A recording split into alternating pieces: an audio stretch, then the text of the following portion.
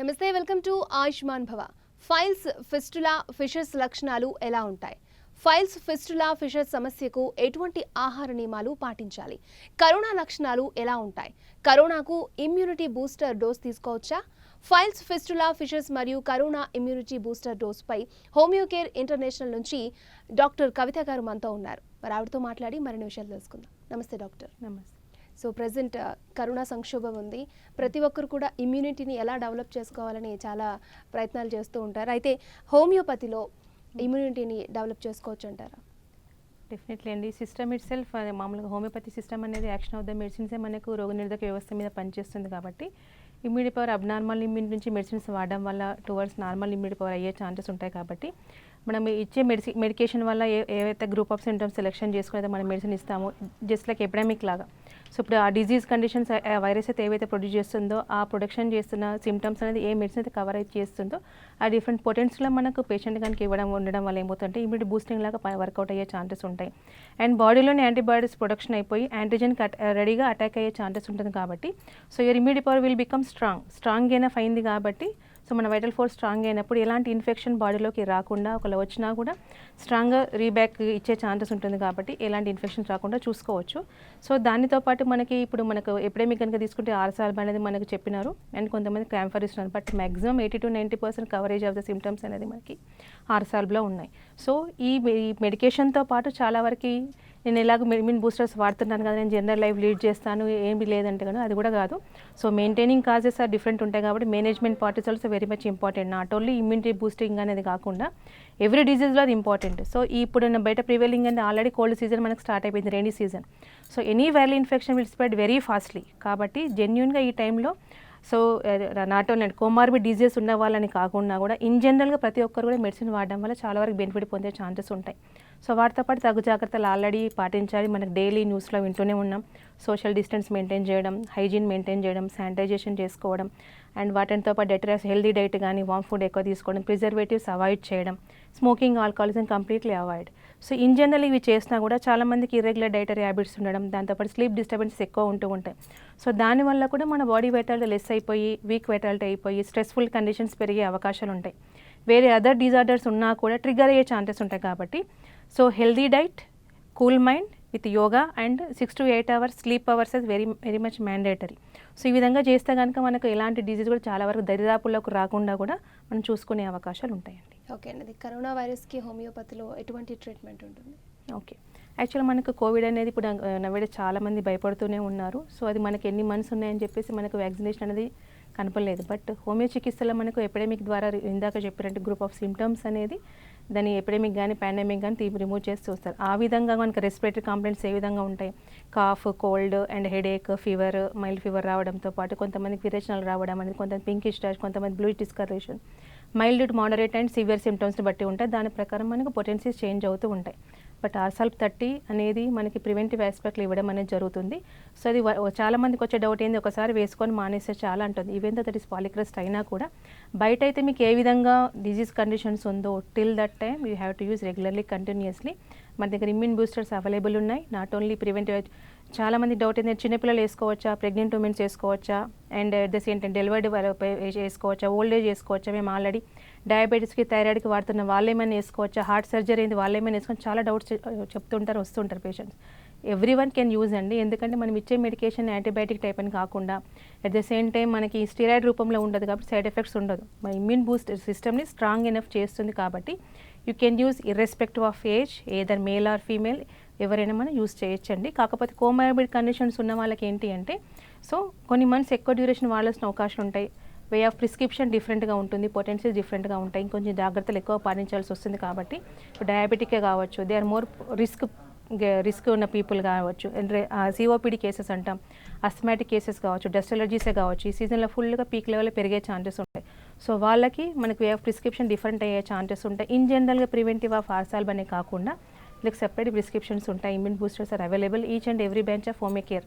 So మీ previous history of reports కనుక తీసుకొని మీకున్న డిజీజ్ కండిషన్ బట్టి వీరు ఏమైతే మెడిసిన్స్ వాడుతున్నారో ఆ హిస్టరీ కనుక తీసుకొని వెళ్తే మీకు ఈచ్ అండ్ ఎవ్రీ డాక్టర్ మీకు కరెక్ట్గా క్లియర్ కట్గా చెప్తారండి. ఓకే అండి. ఇప్పుడు పైల్స్ అనే ప్రాబ్లంతో చాలామంది దీర్ఘకాలికంగా సఫర్ అవుతూ ఉంటారు. సో దాన్ని మనం ఎలా గుర్తించవచ్చు, లక్షణాలు ఎలా ఉంటాయంటే? ఓకే. సో పైల్స్ కానీ, ఫిషర్ కానీ, ఫిస్టులా కానీ 3 మన గ్యాస్ట్రిక్ కాంప్లైంట్స్ ఉండడం వల్ల వచ్చిన symptoms. So irregular dietary habits one of the basic reason. అంటే కాన్‌స్టిపేషన్ మూడింటికి కామన్ కాజిటివ్ ఫ్యాక్టరీస్ మలబద్ధకం రావడం.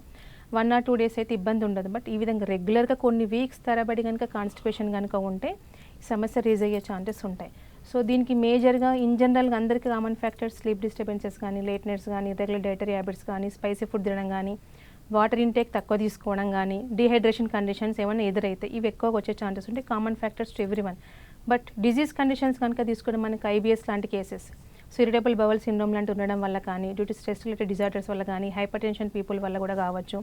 కాలేయ సంబంధిత వ్యాధులు ఏవైనా అంటే ఫ్రీక్వెంట్ టైఫాయిడ్ కానీ, మలేరియా కానీ, మన ఫ్రీక్వెంట్ ఇన్ఫెక్షన్స్ వచ్చి డైజెస్టివ్ ఎంజైమ్స్ కానీ ప్రొడక్షన్ తగ్గినా కూడా కాన్స్టిపేషన్ వచ్చే ఛాన్సెస్ ఉంటాయి. థైరాయిడ్, హైపోథైరాయిడ్ లాంటి కండిషన్లో కూడా మనకి మెటబాలిజం లో అవ్వడం వల్ల కూడా ఇలాంటి సమస్యలు వస్తూ ఉంటాయి. So and chronic smoking, alcoholism కూడా లివర్ అప్సెట్ అవ్వడం వల్ల కూడా మనకి ఈ సమస్య కారణాలకు వచ్చే అవకాశాలు ఉంటాయి.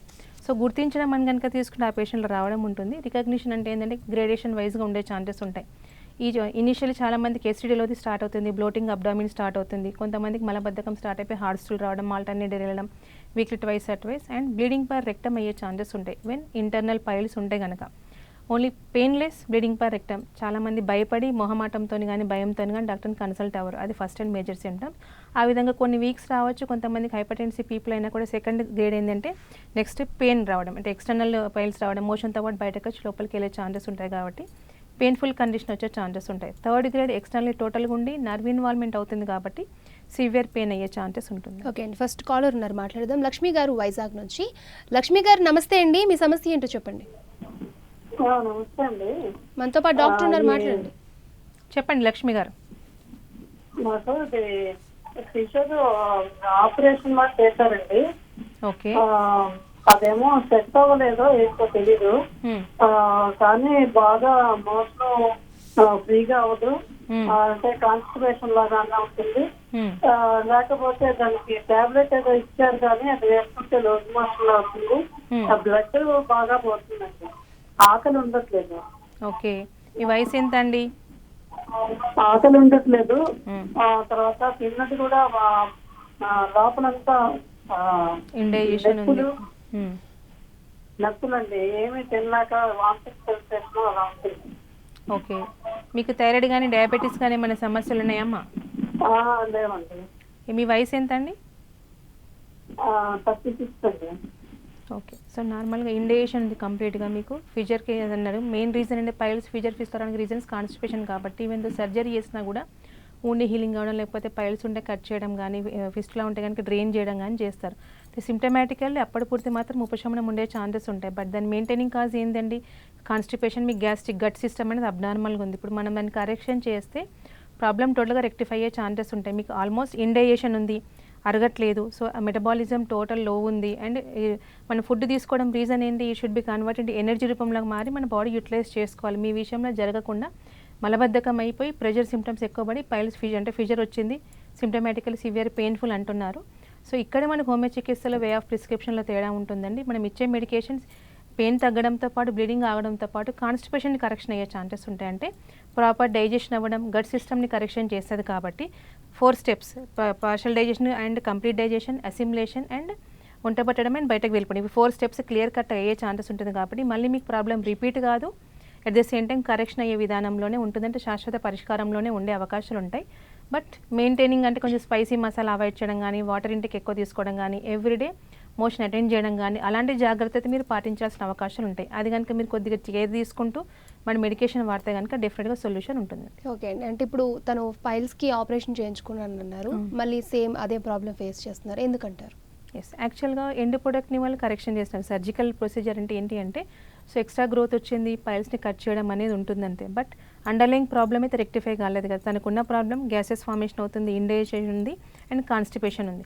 సో ఆ ప్రాబ్లం అయితే రెక్టిఫై కాలేదు కాబట్టి మనం ఇచ్చే మెడికేషన్ కాన్స్టిపేషన్కి ఇచ్చుకుంటూ ఉంటే అది మళ్ళీ వీన్ ఎంగార్జ్మెంట్ అనేది తగ్గిపోయి, ప్రెజర్ సింటమ్స్ తగ్గిపోయి నార్మల్గా మోషన్ అయ్యే ఛాన్సెస్ ఉంటుంది, బ్లీడింగ్ పర్ రెక్టమ్ తగ్గుతుంది, ఆటోమేటికల్లీ wound అనేది హీల్ అయిపోయి మళ్ళీ రాకుండా చూసుకోవచ్చు. ఓకే, అలాగే ఐబిఎస్ అంటే ఏంటి? ఓకే, యాక్చువల్గా irritable bowel syndrome psychosomatic disorder అంటాం మనం ఇది చాలా వరకు. సో మనకు ఐబిఎస్లో మనకు 2 టైప్స్ ఆఫ్ ఎక్స్ప్రెషన్స్ ఉంటాయి. కొంతమందికి కాన్స్టిపేషన్స్ కంటిన్యూగా గమనించే ఛాన్సెస్ ఉంటాయి, కొంతమందికి విరేచనాలు వస్తుంది, తిన్నట్టుగా తినగానే వెళ్ళి మోషన్ వెళ్ళే ఛాన్సెస్ ఉంటాయి ఇమీడియట్గా తినగానే. సో ఇలాంటి irritable bowel syndrome nowadays middle age group నుంచి చిన్న వయసు వాళ్ళతోనే మనం ఎక్కువ గమనిస్తూ ఉన్నాం. సో దీనివల్ల మనకు కాన్స్టిపేషన్ కండిషన్ ఉంటే కనుక మ్యాక్సిమం మనకి అది పైల్స్ కానీ ఫిషర్ కానీ ఫిస్లా కూడా దారితీసే అవకాశాలు ఎక్కువ ఉంటూ ఉంటాయి. సో దీనిలో కూడా scope of homoeopathy the best అండి, ఎందుకంటే there is no medication alternate system for IBS. So motion ఉంటే దాని దగ్గర పర్గేటివ్స్ వాడుతూ ఉంటారు, విరేషన్ అంటే దాని దగ్గర నార్మల్ మోషన్ అనేది వాడుతూ ఉంటారు. బట్ స్టిల్ డెఫిషియన్సీస్ అనేది వాళ్ళు పెరుగుతూనే ఉంటాయి, even though if you take alternate system అయినా కూడా. సో మనం ఇచ్చే మెడికేషన్ అనేది ఇది వచ్చే రీజన్స్ ఉన్న పేషెంట్స్ ఏంటంటే మానసిక ఆందోళన ఎవరికైతే ఎక్కువ ఉంటుందో వాళ్ళకి ఎక్కువ వచ్చే ఛాన్సెస్ ఉంటాయి. మన యాక్షన్ ఆఫ్ మెడిసిన్ సైకోసోమాటికల్లీ వర్క్ అవుతుంది కాబట్టి సో స్ట్రెస్ లెవెల్స్ తగ్గుతూ గట్ మూవ్మెంట్స్ అనేది టువర్డ్స్ నార్మల్గా అవుతూ 4 స్టెప్స్ కరెక్షన్ అవుతుంది కాబట్టి కాన్స్టిపేషన్ ఉన్న వాళ్ళకి నార్మల్గా అవడం, విరేషన్ టువర్డ్స్ నార్మల్గా అవుతుంది. అండ్ అరుగుదలతో పాటు అసిమిలేషన్ అంటాం, అంటే వంట పెట్టడంతో పాటు మోషన్, ఇవన్నీ కరెక్షన్ అయ్యే ఛాన్సెస్ ఉంటాయి. సో ఆల్మోస్ట్ మనకి 80 to 90% సక్సెస్ రేట్స్ ఉన్నాయి. సో నాన్ స్టిరాయిడ్ థెరపీ అంటే మనం ఇచ్చే మెడికేషన్ చాలామందికి ఐబిఎస్ కానీ అల్సరేటివ్ కొలైటిస్ కానీ దానికి స్టిరాయిడ్ థెరపీ ఉంటుంది బయట మీకు అవైలబుల్. దానివల్ల ఎక్కువ నష్టాలు at the same time arthritis వచ్చే ఛాన్సెస్ ఉంటాయి, లైఫ్ లాంగ్ మెడికేషన్ ఉంటాయి. బట్ ఇన్ కేస్ హోమియోపతిలో మన దగ్గర ఆల్మోస్ట్ కాన్స్టిట్యూషనల్ ప్రిస్క్రిప్షన్ వల్ల నో స్టీరాయిడ్ అంటే స్టీరాయిడ్ మెడికేషన్ లేకుండానే సిమ్టమాటికల్లీ రిలీఫ్ అవ్వడంతో పాటు టోటల్ కరెక్షన్ అయ్యే ఛాన్సెస్ ఉన్నాయండి. ఓకే అండి, ఇప్పుడు ఈ 3 problems piles, fissures, fistula, so వీటన్నింటికి కారణం కాన్స్టిపేషన్ అన్నారు. అసలు ఆ ప్రాబ్లం ఎందుకు వస్తుందంటారు? సో ఇంత కాన్స్టిపేషన్ రావడానికి రీజన్స్ అని ఇందాక చెప్పాను. లివర్ ప్రాబ్లం ఏమైనా ఉన్నప్పుడు మనకు కంప్లీట్గా డైజెషన్ కావాలంటే ఎంజైమాటిక్ ప్రొడక్షన్ అనేది బాడీలో అవసరం. అది లివర్ నార్మల్ ఫంక్షనింగ్ చేస్తే నార్మల్గా ఉండే ఛాన్సెస్ ఉంటాయి. అన్లెస్ అంటే చాలామందికి ఫ్రీక్వెంట్గా మలేరియా రావడం, టైఫాయిడ్ రావడం, లేకపోతే హెపటైటిస్ లాంటి కండిషన్స్ రావడం అండ్ అదర్ అసోసియేటెడ్ డిజార్డర్ అంటే లివర్ ఫంక్షన్ అబ్నార్మల్, సోరియాటిస్ లాంటి కండిషన్లో లివర్ ఫంక్షనింగ్ అబ్నార్మల్గా ఉండే ఛాన్సెస్ ఉంటుంది. At the same time thyroid లాంటి అంటే ముఖ్యంగా హైపోథైరాయిడ్ కేసెస్లో కూడా మనకి ఇండేషన్ ఎక్కువ అయ్యే ఛాన్సెస్ ఉంది, లో మెటబాలిక్ రేట్ వల్ల కూడా. సో దానివల్ల మనకి ఇది ఈ విధంగా ఇర్రెగ్యులర్గా రేటెడ్ హ్యాబిట్స్ ఉండడం వల్ల కూడా వస్తుంది. Sleep disturbance and stress levels ఎక్కువ ఉండడం వల్ల and obese people, so fat పీపుల్లో కూడా మనకి ఇలాంటి ప్రాబ్లమ్స్ ఎక్కువ వచ్చే ఛాన్సెస్ ఉంటాయి. ఎందుకంటే లాక్సిటీ వల్ల కంటే బవల్ మూవ్మెంట్ కష్టతరం అయ్యే ఛాన్సెస్ ఉంటాయి. సో చిన్న పిల్లల్లో కానీ ఏజ్డ్ గ్రూప్ పీపుల్లో కూడా మనం ఈ ప్రాబ్లం ఎక్కువ గమనిస్తుంటాం. వాటర్ ఇంటెక్ తక్కువ తీసుకోవడం అనేది వాళ్ళు ఎక్కువగా ఉంటుంటాయి. And dehydration conditions, any disease, any kidney disease లాంటి ఉండడం కానీ లేకపోతే డయాబెటిక్ వల్ల కానీ సీజనల్ వేరియేషన్ వల్ల కానీ డీహైడ్రేషన్ కండిషన్ కనుక వస్తే కూడా కాన్స్టిపేషన్కి దారితీసే అవకాశాలు ఉంటాయండి. ఓకే అండి, అలాగే మనం ఎటువంటి ఆహార నియమాలు పాటించాలి ఈ ప్రాబ్లమ్స్తో మనం ఉన్నప్పుడు? ఓకే, మేజర్గా ఏంటి అంటే మనకి ఇప్పుడు డైజెషన్ ప్రాపర్గా కావాలి అంటే, కంప్లీట్ డైజెషన్ కావాలి అంటే ఫైబ్రస్ ఫుడ్ అనేది తీసుకోవాలంటే పీచు పదార్థాన్ని ఎక్కువ తీసుకోవాలి. అండ్ ఆన్ టైం ఫుడ్ తీసుకోవడం అనేది ఇంపార్టెంట్ అండి. డాక్టర్ ఒక కాలర్ ఉన్నారు, మాట్లాడదాం. సుకన్య గారు హైదరాబాద్ నుంచి. సుకన్య గారు నమస్తే అండి, మీ సమస్య ఏంటో చెప్పండి. నమస్కారం అండి, నా పేరు సుకన్య అండి. చెప్పండి అమ్మా. మేడం మాకు హలో చెప్పండి. మీరు టీవీ చూస్తూ మాట్లాడొద్దండి, కాల్ కట్ అయిపోతుంది. మీ సమస్య ఏంటో చెప్పండి. మేడం మాకు మోషన్ వెళ్ళేటప్పుడు మంట చాలా ఎక్కువగా వస్తుంది మేడం. ఓకే, అదే మీకు కారం అసలు తినలేక. ఓకే, సమస్య ఎప్పటి నుంచి ఉందండి మేడం? కొంచెం కారం అయినా కానీ ఎక్కువ మంట, ఎక్కువ నొప్పి వచ్చేస్తుంది. అది ఏంటి ప్రాబ్లం నాకు? ఫైల్స్ లేక పీసెస్ అనేది నాకు అర్థం అవ్వట్లేదు. నొప్పి ఒకటే ఉంటుంది మేడం, అంతా నొప్పి ఉంటుంది. ఎస్ బర్నింగ్ సెన్సేషన్, స్ప్రికింగ్ సెన్సేషన్ అంటాం, సూదులతో గుచ్చినట్టు నొప్పి అంటాం. ఇది ఫిజర్ అండి, కట్ లాగా ఉండే ఛాన్సెస్ ఉంటాయి. సో చాలా మందికి పైల్స్ అంటే only bleeding per rectum, fresh blood సపరేట్గా పడే ఛాన్సెస్ ఉంటాయి. ఇన్ కేస్ ఆఫ్ ఫిజర్ అయితే కనుక స్టిక్కీ బ్లడ్ స్ట్రీక్ అనేది మోషన్కి ఎంటర్ వచ్చే ఛాన్సెస్ ఉంటాయి. పెయిన్ విల్ బి స్టార్ట్ అంటే నొప్పి అనేది బిఫోర్ డెఫికేషన్ కూడా స్టార్ట్ అయ్యే ఛాన్సెస్ ఉంటాయి ఇండేషన్ వల్ల. So 1 hour, half an hour before నుంచి స్టార్ట్ అయితే వాళ్ళు చాలా భయపడే ఛాన్సెస్ ఎక్కువ ఉంటాయి. మంటతో స్టార్ట్ అవుతుంది, దురద కానీ సివియర్గా పెయిన్ కానీ, pricking sensation and splinter like sensation ఉండే, సూదులతో కూర్చుంటే ఎక్కువ సెన్సేషన్ ఉంటుంది. ప్లస్ మోషన్ వెళ్ళిన తర్వాత కూడా కొన్ని గంటల తరబడి ప్రాబ్లం వాళ్ళకి ఆ పెయిన్ అనేది ఫీలింగ్ ఉండే ఛాన్సెస్ ఉంటాయి. మీరు ఫేస్ చేసిన సమస్య అది ఫిజర్ ఇన్ యానో అండి, ఫిజర్ అంటూ ఉంటాం. సో కంపేర్ టు పైల్స్ కానీ ఫిస్టులా కంటే కూడా ఫిజర్ ఇన్ యానో పెయిన్ సివియర్గా వల్నరబుల్ కండిషన్ ఉండే ఛాన్సెస్ ఉంటాయి. వీళ్ళు ఎక్కువ బ్లడ్ లాస్ ఉండదు, బట్ మోషన్ వెళ్ళామంటే వాళ్ళు భయపడే భయాందోళనకి ఎక్కువ గురయ్యే ఛాన్సెస్ ఉంటాయి. సో ఫిజర్ ఇన్ యానో కూడా మనకు more than 80 to 90% success rate ఉన్నాయమ్మా. నాన్ సర్జికల్లీ పెయిన్లెస్ మెథడ్తో మనం ట్రీట్మెంట్ విత్ పిల్స్తో అంటే మెడిసిన్ ద్వారానే టోటల్గా కరెక్షన్ చేసుకోవచ్చు. ఓకే అండి, నెక్స్ట్ కాలర్ సురేఖ గారు ఈస్ట్ గోదావరి నుంచి. సురేఖ గారు చెప్పండి, మీ సమస్య ఏంటో. హలో చెప్పండి సురేఖ గారు. నాకు 24 years madam. Okay, 1 year back 1 file వచ్చింది మేడం. ఓకే, అది మళ్ళీ ఇప్పుడు ప్రెషర్ ఎక్కువ ఉండడం వల్ల లోపల మంటగా ఉంటుంది. ఓకే. అది ప్రెగ్నెన్సీ అప్పుడు, మ్యారేజ్ అయ్యాక ప్రెగ్నెన్సీ అప్పుడు ఏమన్నా ప్రాబ్లం అవుతుంది మేడం? ఓకే. యాక్చువల్‌గా సర్జరీ తర్వాత టువర్డ్స్ నార్మల్ డెలివరీస్ అయితే ఎక్కువగా పైల్స్ వచ్చే ఛాన్సెస్ ఉంటుంది. ఇక్కడ ప్రెజెంట్ సింప్టమ్స్ వల్ల గానీ, ఎంగార్జ్‌మెంట్ ఆఫ్ ద వీన్ ఎక్కువ అవ్వడం వల్ల పైల్స్ వచ్చే ఛాన్సెస్ ఉంటూ ఉంటాయి. సో, ప్రెగ్నెన్సీ రాకపోవడానికి పైల్స్ వల్ల ఇబ్బంది ఏమీ ఉండదండి. బట్ స్టిల్ రికర్ అయ్యే ఛాన్సెస్ ఉంటాయి. సో, వీనస్ ఎంగార్జ్‌మెంట్ ఎక్కువైపోయి, యూటరస్ బల్జ్ అయిపోయి, రెక్టమ్ పైన ప్రెషర్ సింప్టమ్స్ వల్ల కాన్‌స్టిపేషన్ రికర్ అయ్యే ఛాన్సెస్ ఉంటాయి. ఎనివే బీపీ ఫ్లక్చుయేషన్స్ ఉండే ఛాన్సెస్ ఉంటాయి. ఎంగార్జ్‌మెంట్ ఆఫ్ ద వీన్స్ అవ్వడం వల్ల కూడా ప్రెషర్ సింప్టమ్స్ పెరిగే ఛాన్సెస్ ఉంటాయి. బట్ ఆహార నియమాలు నార్మల్‌గా పాటిస్తూ, మోషన్ గనుక నార్మల్‌గా మెయింటైన్ చేసి, రెగ్యులర్ వాకింగ్ గనుక చేస్తే గనుక అలాంటి ప్రాబ్లమ్స్ రాకుండా కూడా చూసుకోవచ్చండి. ఓకే అండి. సో ఇందాక మనం డైట్ గురించి మాట్లాడుకున్నాం. చెప్పండి. సిజరింగ్ లేకుండా క్లియర్ అవ్వే ఛాన్స్ లేదా మేడం? లేదండి, సర్జరీ లేకుండానే మెడిసిన్స్ వాడితే కనుక మీకు వీన్ ఏదైతే వాసిందో లోపలికి వెళ్ళే ఛాన్సెస్ ఉంటే పెయిన్ తగ్గి క్లియర్గా అవుతుంది. బట్ స్కిన్ కనుక ట్యాగ్ లేకపోతే చిన్న వాటి పులిపి రూపంలో మిగిలిపోయే ఛాన్సెస్ ఉంటుందమ్మా. దానివల్ల మీకు ఏమి ఇబ్బంది ఉండదు. సో ఆపరేషన్ అవసరం లేకుండానే మీకు పైల్స్ని ట్రీట్ చేయొచ్చు. అందుకని మీరు ఒకసారి రిపోర్ట్స్ కనుక తీసుకొని వస్తే మీకు మనకు 45 బ్రాంచెస్ ఉన్నాయి. ఎక్కడ మీకు నియరెస్ట్ బ్రాంచ్ ఉంటే ఆ బ్రాంచ్కి విజిట్ అవ్వండి, డెఫినెట్గా సొల్యూషన్ ఉంటుంది.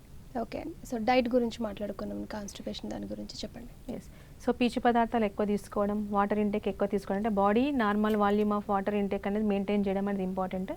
చాలామంది హరిబరిగా తినే ఛాన్సెస్ ఎక్కువ ఉంటుంటాయి. సో ఫుడ్ తినడం అనేది ప్రాపర్గా చూయింగ్ చేసి నమ్లి నార్మల్గా తినడం వల్ల కూడా డైజెషన్ ఆల్మోస్ట్ కంప్లీట్గా అయ్యే ఛాన్సెస్ ఉంటాయి. టోటల్ ఫుడ్ కంప్లీట్ డైజెషన్ అయ్యే ఛాన్సెస్ ఉంటాయి. అండ్ స్పైసీ మసాలా ఫుడ్ అనేది కంప్లీట్గా దే నీడ్ టు అవాయిడ్. అంటే ఇది ఎక్కువ మనకి నాన్ వెజ్ ఐటెంలో కానీ ఎక్కువ తీసుకోవడం అనేది జరుగుతుంది కాబట్టి అవి ట్రిగ్గర్ అయ్యే ఛాన్సెస్ ఉంటాయి. So certain extent problem rectify అయిన తర్వాత compulsory they have to avoid.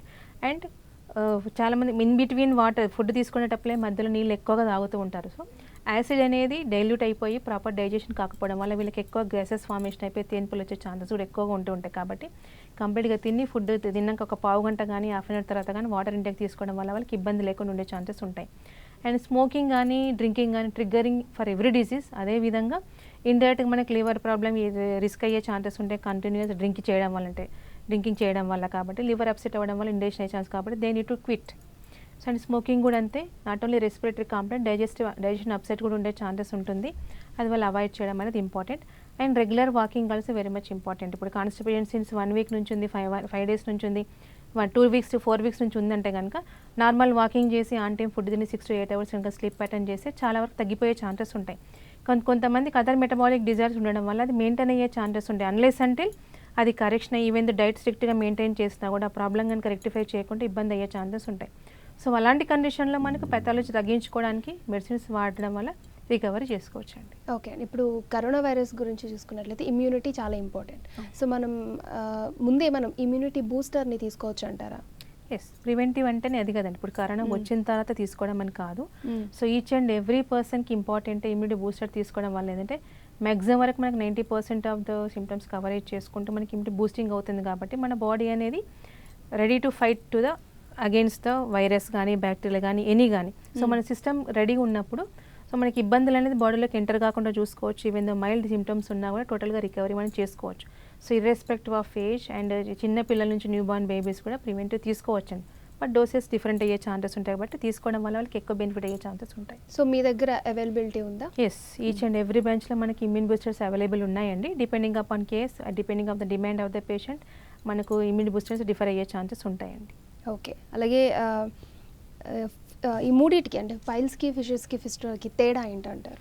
Okay, ఇప్పుడు మనకి ఇందాక చెప్పండి పైల్స్ అంటే బ్లీడింగ్ పర్ రెక్టమ్ ఉంటుంది, painless, 2nd grade 3rd grade మనకి డిఫరెంట్ సిమ్టమ్స్ ఉంటూ ఉంటాయి. ఫిషర్ అయితే బర్నింగ్ అండ్ ఇచ్చింగ్ కానీ ప్రికింగ్ సెన్సేషన్ కానీ ఉండే అవకాశం, బ్లడ్ స్టిక్ వచ్చే ఛాన్సెస్ ఉంటాయి, కొన్ని గంటల వరకు పెయిన్ ఉండే అవకాశాలు ఉంటూ ఉంటాయి. ఫిస్టులా కనుక తీసుకుంటే పెరియానల్ యాబ్సెస్ అంటాం, చీమగడ్డలాగా ఉండే అవకాశాలు ఉంటూ ఉంటాయి. ఇనీషియల్గా దురద కానీ మ్యూకస్ డిశ్చార్జ్ కానీ ఉండే అవకాశం, not even the can sit ప్రాపర్గా కూర్చోడానికి కూడా ఇబ్బంది అయ్యే ఛాన్సెస్ ఉంటాయి, నిలబడడానికి ఇబ్బంది అయ్యే ఛాన్సెస్ ఉంటాయి, అండ్ పర్స్ డిశ్చార్జ్ అయ్యే ఛాన్సెస్ ఉంటాయి. అండ్ సిస్టమ్ ఇన్వాల్వ్మెంట్ అవుతుంది కాబట్టి ఈఎస్ఆర్ కూడా రేజ్ అవుతుంది, ఫీవర్ విత్ చిల్స్ కూడా వస్తుండే చాలామందికి. సో ఫిస్ట్లో మనకు కనిపించేది ఎక్స్టర్నల్ పెరియానల్ యాబ్సెస్ అయినా కూడా internally it will be open and connected with the rectum కానీ అదర్ ఇంటెస్టైన్గా కనెక్ట్ అయ్యే ఛాన్సెస్ ఉంటాయి. ఇవి మనకు మల్టిపుల్ పొజిషన్లో ఉండే అవకాశాలు ఉంటూ ఉంటాయి. ఒక 1 or 2 కానీ మల్టిపుల్ ఉండడం వల్ల కూడా చాలా ఇబ్బంది గురయ్యే ఛాన్సెస్ ఉంటాయి. కొంతమంది సీజనల్గా కనిపించే ఛాన్సెస్ ఉంటాయి. 4 o'clock position, 8 o'clock position, 12 o'clock position, ఈ విధంగా రికరింగ్ అయ్యే ఛాన్సెస్ ఉంటాయి. ఎవ్రీ ఇయర్ రిపీటెడ్ అయ్యే అవకాశాలు ఉంటూ ఉంటాయి. ఈవెన్ ద సర్జరీ చేసినా కూడా it will be repeated again.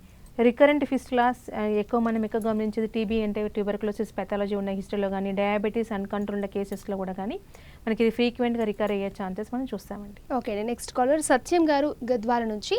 సత్యం గారు చెప్పండి మీ సమస్య ఏంటో. మేడం మోషన్ నాకు ఫ్రీ కాదు మేడం, 4-5 రోజులు అయితే కూడా అసలు రానే రాదు. గట్టి ఇబ్బంది వస్తే గట్టి అసలు రాలలాగా వస్తుంది. ఓకే, ఆ వారం అయితే కూడా అసలు బయట గడపాలంటే పట్టుకున్నట్టు కడుపు దగ్గర పట్టుకున్నట్టు ఇంత తింటే కడుపు ఉప్పుతుంది, తినబుద్ధి కాదు. ఎప్పటి నుంచి ఉందండి మీకు ఈ సమస్య అనేది? ఈ 5-6 నెలలు సంవత్సరం మాకు ఆపరేషన్ అయింది సార్ మేడం. అది పచ్చవాతం ఏదో అని చెప్పి గొప్పకాల రాపేసిండు.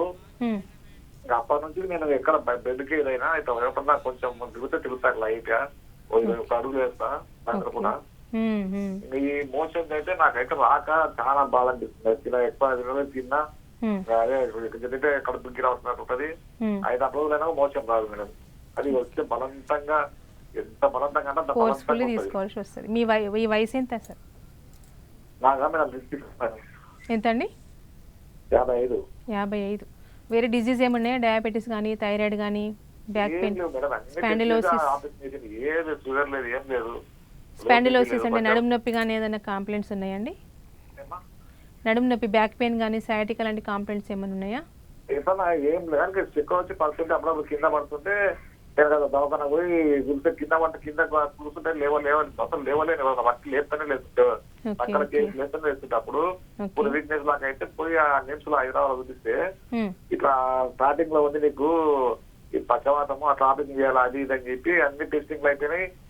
గుండె గిండి అన్ని టెస్టింగ్ చేసి ఆపరేషన్ ఓకే చేసిండ్రు. తర్వాత వెనక 2 రాళ్ళు వేసిండ్రు గొంతకాడ బ్యాక్ సైడ్.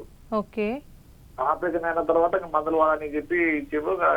కొంచెం టైం కు తినక మందులు సరిగా వాడలేదు. అప్పటి నుంచి ఇద్దరు బెడ్కి అయినా అసలు ఆపరేషన్ చేసినప్పటి నుంచి నాకైతే ఏం ఫాయిదా లేకుండా అయిపోయింది. తిన్నీళ్ళు కాలు తిన్నీళ్ళు వస్తున్నాయి, కింద పడి కొంచెం తినమంటే చక్కెర వస్తుంది మేడం. అప్పుడే కట్టదన్నా మంచమన లేకపోతే ఇంకా కింద పడిపోతా వాళ్ళ లేవని కూడా రాదు నాకు. ఎవరు మళ్ళీ వేరే వాళ్ళు పిలిచి మందిని అట్లా పిలిచి లేపించుకుంటా. ఓకే, ఓవరాల్ గా మజిల్ పారాసిస్ ఎక్కువ ఉందండి. సో రీజన్స్ మజిల్ పారాసిస్ అంటే మజిల్ వీక్నెస్ ఎక్కువ ఉంది. అది ఎపిలెప్టిక్ అటాక్స్ వల్ల కావచ్చు, లేకుంటే మస్కులర్ డిస్ట్రోఫీస్ అంటూ ఉంటాం, అది కూడా ఒక రీజన్ కావచ్చు. మీరు చెప్పిన రీజన్ బట్టి చూసుకొని మస్కులర్ డిస్ట్రోఫీ లాంటి కేసెస్ కూడా ఇలాంటి సమస్యలు వస్తాయి. అంటే కంటిన్యూగా మజిల్ అనేది వీక్ అయిపోయి సిపికే లెవెల్స్ అనేది బ్లడ్లో పెరిగే ఛాన్సెస్ ఉంటుంది. ఈ చిన్నపిల్లలు ఎక్కువ గమనించవచ్చు, పెద్దవాళ్ళకు గమనించే ఛాన్సెస్ ఉంటాయి. సో దానివల్ల ఏంటంటే మజిల్ మూవ్మెంట్ అనేది ఆగిపోయే ఛాన్సెస్ ఉంటాయి. కాబట్టి అంత ఫోర్స్ చేసినా కూడా ఇప్పుడు మీకు ఉండల్లాగా రావడం, హార్డ్ స్టూల్స్ రావడం రీజన్ ఏంటంటే అది ఆల్రెడీ రీఅబ్జర్ప్షన్ అయిపోయి కంప్లీట్గా హార్డ్ స్టూల్ ఏర్పడుతుంది. కాబట్టి ఫోర్స్ చేస్తున్న కొద్దీ మీకు ఆ విధంగా వస్తుంది. సో ఇలాంటి విషయాల్లో కరెక్షన్. ప్లస్ మీకు వాకింగ్ లేదు, ఆల్రెడీ సర్జరీ అయింది, but that is unsuccessful surgery కాబట్టి సమస్య వస్తుంది. కాబట్టి ఒకసారి రిపోర్ట్స్ కనుక తీసుకోండి సార్, డెఫినెట్గా మజిల్ అంటే పవర్ నార్మల్గా అవుతూ మెడిసిన్ ఇవ్వడం వల్ల కంప్లీట్గా డైజెషన్ అయిపోయి ప్రాపర్గా చేసుకునే అవకాశాలు ఉన్నాయి. ఒకసారి రిపోర్ట్స్ కనుక తీసుకొని దాని ప్రకారం ట్రీట్మెంట్ స్టార్ట్ చేయండి. ఓకే అండి, నెక్స్ట్ కాలర్ భాగ్య గారు హైదరాబాద్ నుంచి. భాగ్య గారు చెప్పండి మీ సమస్య ఏంటో. నమస్కారం మేడం. నమస్తే, చెప్పండి భాగ్య. నాకు ఇక్కడ బాగా నొప్పి మేడం. ఎక్కడ అండి? లివర్ దగ్గర. అయితే టెస్ట్ చేయించిన, టెస్ట్ చేయిస్తే అది నొప్పి చాలా వస్తుంది, వేడి వస్తుంది, పట్టుకోలేదు అని చెప్పారు. ఓకే, అయితే నాకు ఫంగల్ ఇన్ఫెక్షన్ మేడం మొత్తం. ఏంటండి? ఫంగల్ ఇన్ఫెక్షన్ అని చెప్పారు డాక్టర్. Fungal infection, okay. అయితే 1 year అయిపోయింది మేడం, ఎక్కడ తగ్గుతలేదు. మందులు చేసుకుని ఎంత డాక్టర్ తెలిసి వెళ్ళినా ఎక్కడ తగ్గుతలేదు. ఓకే, ఇప్పుడు ఏం తీసుకోమంటారు madam? Okay, already liver infection ఉందంటున్నారు, సర్వీసైటిస్ అనుకుంటున్నారు ఫంగల్ ఇన్ఫెక్షన్ అంటే కనుక. సో అంటే యాంటీఫంగల్ ఎక్స్టర్నల్ అప్లికేషన్ చేసినంత మంది తగ్గదండి. సో వైట్ డిశ్చార్జ్ లాంటిది ఏమన్నా కూడా ఫంగల్ ఇన్ఫెక్షన్ అయ్యే ఛాన్సెస్ ఉంటాయి, లేకపోతే టెటీనియా వల్ల కూడా కానీ ఇలాంటి సమస్యలు వస్తూ ఉంటాయి. సో దానికి ట్రీట్మెంట్ అయితే హోమియో చికిత్సలో ఉందండి, ఎందుకంటే ఎక్స్టర్నల్ అప్లికేషన్ లేకుండా ఇంటర్నల్గా మెడిసిన్ వాడడం వల్ల క్లియర్ అయ్యే ఛాన్సెస్ ఉంటుంది. ఓకే, థ్యాంక్ యూ డాక్టర్, చాలామంది కాలర్స్కి చక్కటి సలహాలు సూచనలు అందించినందుకు. రైట్, చూసారు కదండి, ఇది ఈనాటి మన ఆయుష్మాన్ భవ. చూస్తూనే ఉండండి 10 TV.